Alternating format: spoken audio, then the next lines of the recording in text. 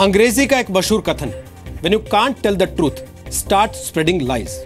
यानी जब आप में सच बोलने की हिम्मत नहीं है तो आप झूठ फैलाना शुरू कर दीजिए। जी न्यूज की एक ऐसी ही खबर को लेकर कुछ डिजाइनर पत्रकार रंग बिरंगे शब्दों की मदद से देश में झूठ का प्रचार प्रसार कर रहे हैं। ध्यान देने वाली बात यह है कि हमारी खबर देखने के बाद ही ऐसे पत्रकारों की नींद टूटती है। फिर वो अपने कैमरों के साथ ग्राउंड जीरो से रिपोर्टिंग करने के लिए दौड़ते हैं और जब उनका सामना सच से होता है तो वो हर संभव कोशिश करते हैं कि झूठी स्क्रिप्ट्स लिखकर देश को गुमराह करें। उत्तर प्रदेश के कैराना में हिंदू परिवारों के विस्थापन को लेकर भी कुछ ऐसा ही हो रहा है। आपको याद होगा, पिछले हफ्ते गुरुवार यानी 9 जून को हमने डीएनए में कैराना के हिंदू परिवारों के पलायन की खबर दिखाई थी। डीएनए में रिपोर्ट दिखाए जाने के अगले ही दिन नेशनल ह्यूमन राइट्स कमीशन ने यूपी की सरकार को इस मामले में नोटिस जारी करके 4 हफ्तों के भीतर रिपोर्ट मांगी थी।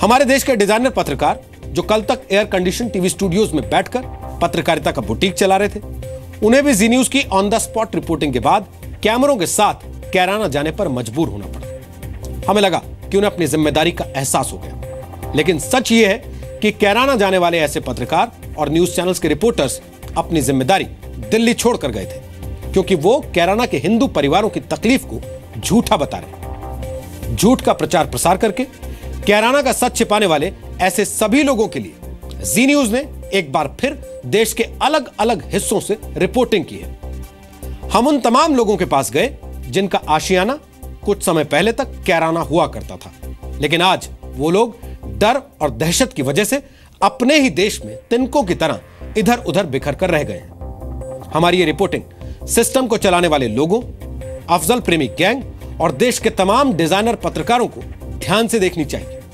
और ऐसा करते हुए उन्हें अपना धार्मिक चश्मा उतार कर रख देना चाहिए, क्योंकि हर पीड़ा और तकलीफ को धर्म के चश्मे से देखना नैतिक अपराध है।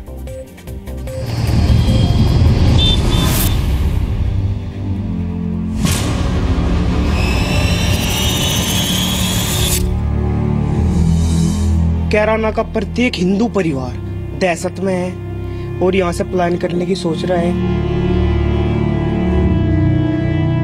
लड़की पढ़ने जाती हैं, उनके साथ में माँ बाप जाते या उनका भाई जाता, कोई भी जाता उन्हें छोड़ते। ऐसी हिम्मत नहीं पड़ती कि लड़की अकेली चली जा। ऐसा क्यों? हिंदू ही क्यों? मुस्लिम क्यों नहीं गए? मुस्लिम को क्यों नहीं चिट्ठियाँ मिली? या मुस्लिम का कोई आदमी क्यों नहीं मरा? मैं जी न्यूज का आभारी हूं जिसने उस कांड को बड़े प्रमुखता के साथ दिखाया है, खासकर सुधीर चौधरी जी का, जिन्होंने अपने डीएनए में दिखाया है।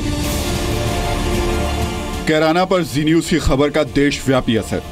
निश्चित रूप से लोकतंत्र के दृष्टि से ऐसे पलायन होना ये हमारे देश की एकता और अखंडता के लिए अच्छा नहीं है। जी न्यूज ने की खबर हमने देखी, हमारे लिए बहुत आई ओपनर था और हम ये मानते हैं कि इस देश में दूसरा कश्मीर कैराना को बनने नहीं दिया जाएगा। ये विषय उत्तर प्रदेश सरकार का है और मुझे लग रहा है कि उत्तर प्रदेश सरकार पूर्णतः विफल अपने को मान रही है या करना नहीं चाहती, दोनों मान सकते हैं हम। हमारे देश के किसी भी हिस्से में अगर लोगों को पलायन करना पड़ता है, चाहे किसी भी कारणवश, तो ये अच्छी बात नहीं है। जी न्यूज बना कैराना के पीड़ित परिवारों की आवाज। मैं जी न्यूज का आभारी हूं जिसने उस कांड को बड़े प्रमुखता के साथ दिखाया है, खासकर सुधीर चौधरी जी का, जिन्होंने अपने डीएनए में दिखाया है। तो उससे उन लोगों को एक उम्मीद की किरण जगी है कि हमारी आवाज़ जी न्यूज़ के माध्यम से सरकार तक पहुंचेगी। केंद्र सरकार कुछ करेगी, उसमें राज्य सरकार कुछ करेगी। जब स्थिति सामान्य हो जाएगी तो ये लोग अपने घर वापस जाना चाहते हैं, क्योंकि ये लोग वहीं से जुड़े हैं। ये आंकड़ा 346 नहीं, इससे बहुत ज़्यादा है। और ये आप सामने देख रहे हैं मकान, उसमें ताला लगा हुआ है। ये यहाँ पे मकान में ताला लगा हुआ है। एक ली जनानी यहाँ खड़ी नहीं हो सकती, कोई खड़ी भी हो जाएगी उसकी चीज छीन कर ले जाएंगे। मोटरसाइकिल बाहर खड़ी कर दो, खाना खाने चले जाएंगे, वो भी नहीं पाती बिल्कुल। लेकिन यूपी सरकार को अभी भी सुनाई नहीं दे रही उनकी आवाज। अभी आपसे खबर मिली है, पहले इसकी तस्दीक करने। इतनी बहुत सी खबरें कहाँ देखने को मिलती हैं। आप थोड़ी कृपा रखेंगे तो हालात नॉर्मल रहेंगे। आप कृपा करेंगे तो हालात ठीक रहेंगे। कैराना की सच्ची खबर को झूठा बनाने के मिशन में लगे हैं डिजाइनर पत्रकार। कैराना मामले पर सवाल देश के कुछ अखबारों और पत्रकारों पर भी खड़ा होता है। ऐसे अखबारों और पत्रकारों को कैराना मामला एक राजनीतिक मुद्दा दिखाई देता है, लेकिन अफसोस की बात यह है कि ऐसे अखबारों और पत्रकारों को कैराना से पलायन करके गए लोगों की आंखों का दर्द और उनके चेहरे पर बना खौफ दिखाई नहीं देता। जो लोग कैराना से पलायन करके गए वो आज भी कैमरे के सामने बोलने से डरते हैं। सच को कोई दबा नहीं सकता। सच परेशान हो सकता है लेकिन कभी भी पराजित नहीं हो सकता। जी न्यूज़ ने पूरी जिम्मेदारी के साथ तथ्यों की पड़ताल करके कैराना का एक एक सच पूरे देश के सामने रखा। जी न्यूज़ पर रिपोर्ट दिखाए जाने के बाद नेशनल ह्यूमन राइट्स कमीशन ने उत्तर प्रदेश सरकार को इस मामले में नोटिस जारी किया है। हमें लगता है कि ये हमारी नहीं बल्कि आपके भरोसे की जीत है, जिसने जी न्यूज़ को देश का सबसे भरोसेमंद न्यूज चैनल होने का गौरव दिया है।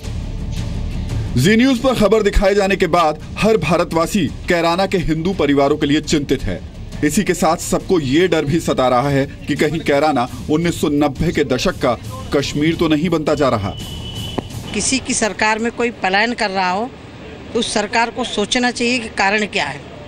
कहीं ना कहीं सरकार की विफलता, कानून व्यवस्था पर कंट्रोल नहीं और गुंडागर्दी पर कंट्रोल नहीं। वो हकीकत है, जो ज़मीनी बात है उसको कहा गया है।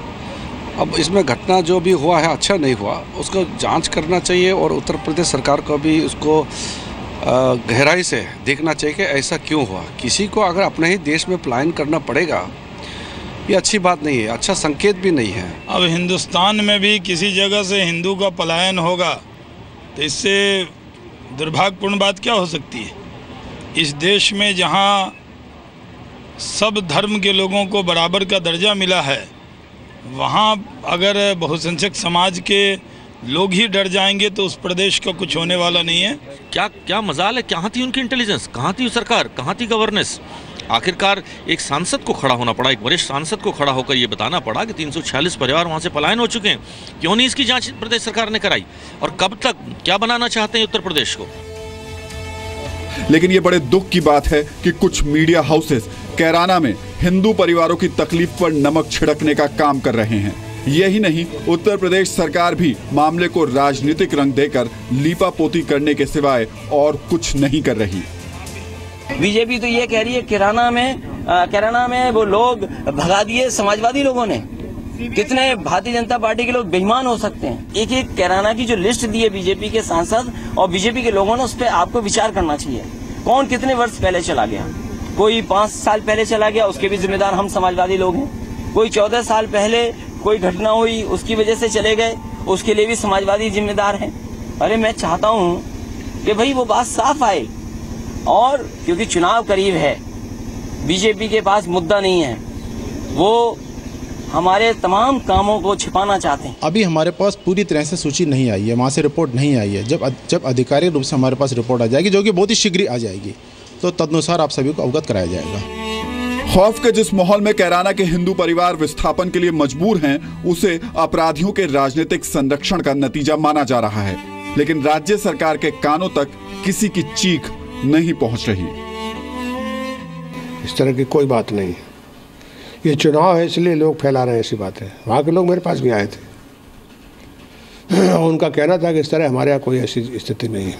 जो कैराना में घटना हो रही है तो विकास और विधि व्यवस्था दोनों का पूर्ण अभाव है। जो लोग कैराना की सच्ची खबर को झूठा बताने की कोशिशों में जुटे हैं, आज उन्हें शर्मिंदा करने के लिए हमारे पास कुछ ऐसे ही हिंदू परिवारों के आंसू आए हैं। ये लोग इतने डरे सहमे हैं कि कैमरा देखते ही इनकी आवाज बंद हो जाती है। कैराना से जान बचाकर हरिद्वार पहुंचे इन लोगों को आज भी ये डर सता रहा है, कहीं कैराना जैसी अनहोनी इनके साथ यहाँ भी ना हो जाए। प्रशासन जीरो पे है। अच्छा, प्रशासन जीरो पे है, इसलिए हम लोग उसमें नहीं आना चाहते लाइट में। जी हमारी मजबूरी है। हाँ, ठीक बात है। अब ये आपके और परिवार भी रहते हैं वहाँ? हाँ, अरे जमीन हमारी 70 बीघे जमीन है। बेटा रहता है। हमारे 2 मकान हैं। अब मैं ही तो बेच के चलाया। मैं बुढ़ा था, एक मेरा भाई सर्विस करे, 70 बीघे जमीन में एक लड़का है, वो है। रातों रात को पानी देना पड़ता है ट्यूबवेल पर केले और वहाँ एक भी हिंदू का घर नहीं। कोई 1-2 किलोमीटर पर एक हिंदू का खेत है, 3 किलोमीटर पर, और मुसलमान चारों तरफ को। हमें ऐसे, और सारे मुसलमान सारा सपा का साथ देवे। सपा की अगर हम बुराई करें तो मुसलमान हमें वहाँ रात को नहीं रहने देने। कि वहाँ पर जो है एक वर्ग विशेष जो है, जो वहाँ पर बहुसंख्यक है, वो अल्पसंख्यक जो हिंदू रह गया है, उसके घर वो रंगदारी के लिए चिट्ठी डाल देते हैं। उसके परिवारों की जो बहू बेटियाँ हैं उनको बुरी दृष्टि से देखते हैं या उनके साथ कुछ बदतमीजियाँ करते हैं। इसलिए उन लोगों ने अपना काम था, जो उनका चौपट हो गया वहाँ पर, जो उनका व्यवसाय था रंगदारी की वजह से, वो अपना हिमाचल उन्होंने प्लान करना है उचित समझा। वैसे मामले को जिस तरह से सिस्टम के बोरे में बंद करके दफन करने की तैयारी चल रही है, इसे समझने के लिए इन तस्वीरों पर गौर कीजिए। शामली जिला प्रशासन ने कैराना के हिंदुओं के विस्थापन के मुद्दे पर जांच के लिए 4 टीमें बनाई हैं, जिन्हें घर घर जाकर पूरे मामले की जांच का जिम्मा दिया गया है। लेकिन क्या कैराना में हिंदुओं की गिनती पर निष्पक्ष रिपोर्ट भेजी जाएगी? प्रशासन अपनी चूक को छिपाने की कोशिश तो नहीं करेगा? कहीं सच को छिपाने का कोई दबाव तो नहीं है? ये सवाल क्यों उठे हैं, इसकी वजह भी सुन लीजिए। कोई जांच नहीं रही। जहाँ ये जामे जो पीड़ित लोग हैं उनके पास तो जाते नहीं, जो फर्जी इनको मिले उनसे पूछे हुए कहते हैं यहाँ कुछ नहीं है। अरे जो पीड़ित है उनसे पूछ के देखो, पीड़ा तो मैं बताऊंगी नहीं, दर्द तो मैं बताऊंगा, अपना तो हमारे दर्द है, जिसके दर्द नहीं वो क्या बताएगा कि मेरा दर्द है। जिस तरीके से आपके आस पड़ोस में तो कोई गया? हाँ, हमारे परिवार के गए, मेरे ताऊ का लड़का, उस पर फर्जी केस लगा था, 4 महीने अंदर रहा वो, और वे भी अपने मकान यहाँ से छोड़ के चले गए। पलायन क्या नहीं करेंगे? जो जमीन 5 लाख रुपए की है, 2 लाख रुपए बीघा देकर जाने लग रहे हैं यहाँ से, पलायन तो सबकी हो रही है। अब विस्थापित हुए हिंदुओं की गिनती कर रही कैराना जिला प्रशासन की टीमों के अधिकारियों का दावा भी सुन लीजिए। जो आप जांच कर रहे हैं 340 सूची, कितने लोगों की जांच कर चुके हैं? क्या मैं 50 लोगों की जांच कर चुका हूँ। अच्छा। उसमें से लगभग 28 परिवार ऐसे हैं जो 15-20 साल से बाहर रोजगार के लिए गए हुए हैं। कोई गाड़ी बाजार,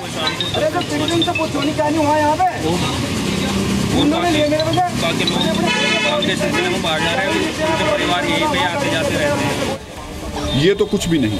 सिस्टम की जांच का एक और सच देखिए। जो अधिकारी घर छोड़कर गए लोगों की जांच कर रहे हैं वो कुछ और कहते हैं, और एडिशनल सुपरिटेंडेंट ऑफ पुलिस कुछ और कहते हैं। अभी तक ऐसी कोई बात नहीं है जिसमें हम दहशत को कोई कारण बताएं, और ख़ास करके इन 346 की जो सूची भी है उसमें भी एक चीज़ हमारे लिए इम्पॉर्टेंट है कि ये सूची आज की तारीख में या आज से 4 दिन पहले हमारे सामने लाई गई है, जिसमें जाने वाले लोग 15-20 साल पुराने भी हैं, बट अभी तक कोई पुलिस के सामने आकर के या अपनी व्यथा बताया नहीं कि आपराधिक कारणों से हम जा रहे हैं। और आज अचानक हमारे माननीय सांसद जी के द्वारा ये सूची जारी की गई है, तो उसका रीजन क्या है, कौन इसके पीछे है, क्या कारण है, वो सारी तथ्यों की जांच की जा रही है। सवाल उठता है कि क्या कैराना के लोगों के दर्द को गंभीरता से लिया जाएगा या फिर उसे राजनीतिक दांवपेच में फंसाकर हमेशा के लिए दबा दिया जाएगा। बड़े ताज्जुब की बात है कि जिस पुलिस प्रशासन पर सवाल खड़े होने चाहिए थे उन्हीं को जांच की जिम्मेदारी सौंपी गई। 24 घंटे के अंदर उसी पुलिस प्रशासन ने 150 लोगों के सत्यापन का दावा किया और कहा कि कोई भी कैराना से दबाव में नहीं गया, बल्कि पैसा कमाने के लिए या फिर किसी और वजह से बाहर जा रहे हैं। अब ये कितना बड़ा विरोधाभास है कि एक तरफ जांच के नाम पर लीपापोती चल रही है तो दूसरी तरफ कैराना से पीड़ित लोग आज भी घर छोड़कर भाग रहे हैं। अब यहाँ तंग करे, भैंस बाहर रख दे, भैंस ना खोल ले, और जो ताला वाला टूटा पीला तो हम अपने भैंस गाँव में छोड़ गए, पीछे अपना छोड़ दिया। सवाल ये कि आखिरकार क्यों इस मामले को राजनीति का मैदान बनाकर पीड़ित परिवारों की भावनाओं से खिलवाड़ किया जा रहा है। यहाँ धर्म से ज्यादा महत्वपूर्ण है इंसान की पीड़ा, और हमने इसी पीड़ा को देश के सामने रखने की कोशिश की है। हरिद्वार से नरेश गुप्ता, शामली से श्रवण शर्मा और इलाहाबाद से रविंद्र कुमार के साथ राहुल सिन्हा, जी मीडिया, दिल्ली।